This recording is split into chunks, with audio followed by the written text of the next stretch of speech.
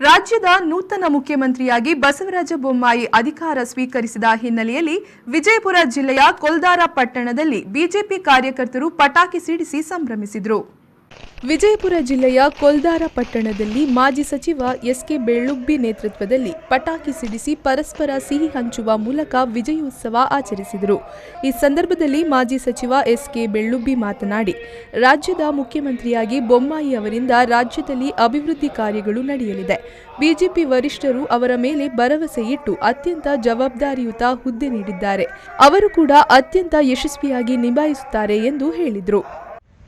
ಸನ್ಮಾನ್ಯ BS ಯಡಿಯೂರಪ್ಪನವರು ತಾವು ಕಟ್ಟಿ ಬೆಳೆಸತಕ್ಕಂಥ ಪಕ್ಷಕ್ಕೆ ತಾವು ಸ್ವ ಇಚ್ಛೆಯಿಂದ ರಾಜೀನಾಮೆಯನ್ನು ಕೊಟ್ಟ ಮೇಲೆ ಅವರ ಸ್ಥಾನವನ್ನು ತುಂಬತಕ್ಕಂಥ ಯೋಗ್ಯ ಒಬ್ಬ ನಾಯಕರನ್ನು ಆಯ್ಕೆ ಮಾಡುವಂಥ ಸಂದರ್ಭದಲ್ಲಿ ಮುಂದಾಲೋಚನೆಯನ್ನು ಮಾಡಿ ಎಲ್ಲರನ್ನೂ ಸಮಾನ ರೀತಿ ನೋಡಿಕೊಂಡು ಹೋಗತಕ್ಕಂಥ ಒಬ್ಬ ಧೀಮಂತ ನಾಯಕ ಬಸವರಾಜ ಬೊಮ್ಮಾಯಿ ಅವರು ಮುಖ್ಯಮಂತ್ರಿ ಆಗಬೇಕಾಗಿದ್ರೆ ಅದರ ಹಿನ್ನೆಲೆ ಸನ್ಮಾನ್ಯ BS ಯಡಿಯೂರಪ್ಪನವರು ಕಾರಣ ಅಂತ ಹೇಳಿದ್ರೆ ತಪ್ಪಾಗಲಿಕ್ಕಿಲ್ಲ.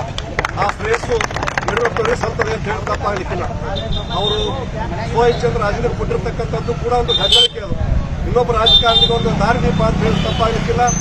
ಅವರ ಮಾರ್ಗದರ್ಶನದಲ್ಲಿ ಮತ್ತು ಇವತ್ತು ಹೆಮ್ಮೆಯ ಪ್ರಧಾನಮಂತ್ರಿ ನರೇಂದ್ರ ಮೋದಿಜಿ ಅವರು, ರಾಷ್ಟ್ರೀಯ ಅಧ್ಯಕ್ಷರಾಗಿರ್ತಕ್ಕಂಥ JP ನಡ್ಡಾರವರು ಹಾಗೂ ಗೃಹ ಸಚಿವರಾಗಿರ್ತಕ್ಕಂಥ ಅಮಿತ್ ಶಾ ಅವರು, ರಕ್ಷಣಾ ಸಚಿವರಾಗಿರ್ತಕ್ಕಂಥ ರಾಜನಾಥ್ ಸಿಂಗ್ ರವರು ಮತ್ತು ಕೇಂದ್ರ ಸಚಿವರಾಗಿರ್ತಕ್ಕಂಥ ಪ್ರಹ್ಲಾದ್ ಜೋಶಿ ಅವರು, ಇವರೆಲ್ಲರ ಹಿಡಿತದಲ್ಲಿ ರಾಜ್ಯ ಅಧ್ಯಕ್ಷರಾಗಿರ್ತಕ್ಕಂಥ ನಳಿನ್ ಕುಮಾರ್ ಕಟೀಲ್ ರವರು, ಇವರೆಲ್ಲರ ಒಂದು ಮುಖಂಡತ್ವದಲ್ಲಿ ಇವತ್ತು ಕರ್ನಾಟಕ ರಾಜ್ಯಕ್ಕೆ ಒಬ್ಬ ಒಳ್ಳೆಯ ಮುಖ್ಯಮಂತ್ರಿಯನ್ನು ಕೊಟ್ಟಿದ್ದಾರೆ. ಇವತ್ತು ಬರುವ ದಿನದಲ್ಲಿ ಇನ್ನು 2 ವರ್ಷದ ನಂತರ ಬರತಕ್ಕಂಥ ಕರ್ನಾಟಕ ವಿಧಾನಸಭೆ ಚುನಾವಣೆಯಲ್ಲಿ ಮತ್ತೆ ಭಾರತೀಯ ಜನತಾ ಪಕ್ಷವನ್ನು ಜಯಬೇರಿಯನ್ನು ಬಾರಿಸಿ ಮತ್ತೆ ಕರ್ನಾಟಕದ ಅಧಿಕಾರದ ಕೈಗೆ ಹಿಡಿಯುವ ನಿಟ್ಟಿನಲ್ಲಿ ಈ ಶುಭ ಸಂದರ್ಭದಲ್ಲಿ ಕೊಲ್ದಾರ ಪಟ್ಟಣ ಪಂಚಾಯತ್ ಆವರಣದಲ್ಲಿ ಸಿಹಿ ಹಂಚಿ ದೇವರಿಗೆ ವಿಶೇಷ ಪೂಜೆ ಸಲ್ಲಿಸಿ ಅತ್ಯಂತ ಅದ್ದೂರಿಯಾಗಿ ಸಂಭ್ರಮಾಚರಣೆ ಆಚರಿಸಿದರು.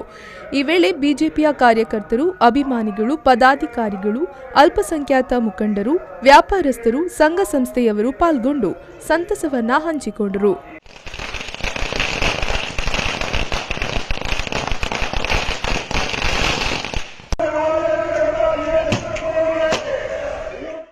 ಲಾಲಾಸಾಬ ಸಾವರಗೋಳ, V4 ನ್ಯೂಸ್, ವಿಜಯಪುರ.